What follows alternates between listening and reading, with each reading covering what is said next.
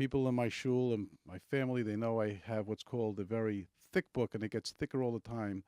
It's called The Unpublished Letters of Yoel Schonfeld to the New York Times. The volume gets thicker almost every month. And most recently, I wrote a letter to them. I know it doesn't get published, but it's important for them to get feedback.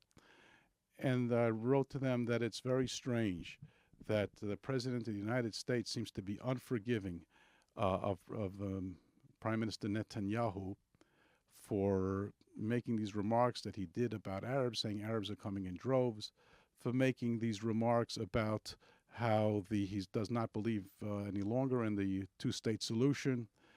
And he demanded an apology, a retraction. And as he wrote, or as he said, the president, this is not going to give people confidence that there really can be true peace negotiations.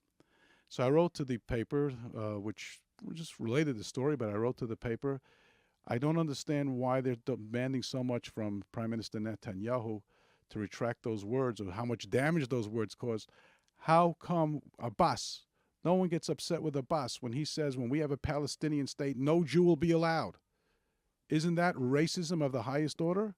Or how come when Abbas says that he's going to bring up Israel on charges of war crimes, is that supposed to engender a good feeling towards peace negotiations? Why does nobody get excited about that?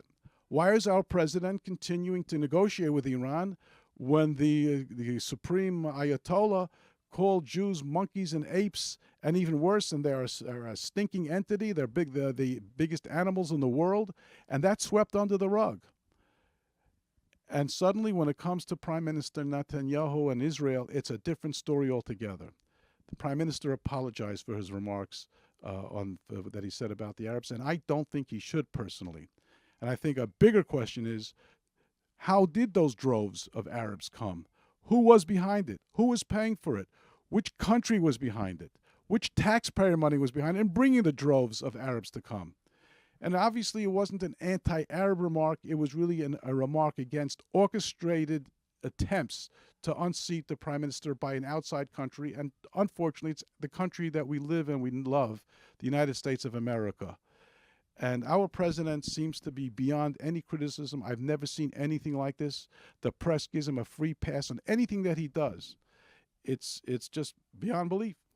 And now we have to be all the more concerned because he's a very vengeful president, and who knows where this is all going to lead. And so he's doubling down on his criticism, and the State Department is not even accepting Prime Minister Netanyahu's apology about the Arabs. And I watched Ms. Psaki say, well, we don't know what to believe about him. All of a sudden, an apology it's demanded, and when it's given, it's not even accepted.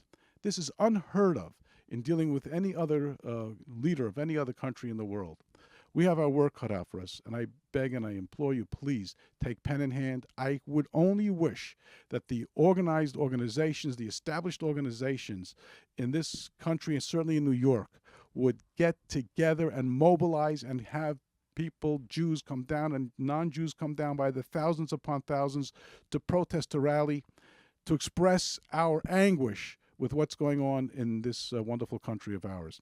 I understand there's going to be a rally this Friday outside Senator Schumer's office, where he's meeting together with Gillibrand. And I was, just a week ago, I was at a speech where once again Senator Schumer very proudly pronounced, he says, my name is Schumer, I am the Shomer Yisrael. Well, if you're the Shomer Yisrael, be at least as brave as Senator Menendez. Be at least as brave as Senator Cruz. Be at least as brave as Senator Marco Rubio, who from the floor gave one of the most magnificent speeches explaining how Israel and the United States got to the situation where they are today. So we ask you, Senator Schumer, you're the Shomer Yisrael, show it. Show that you're the leader.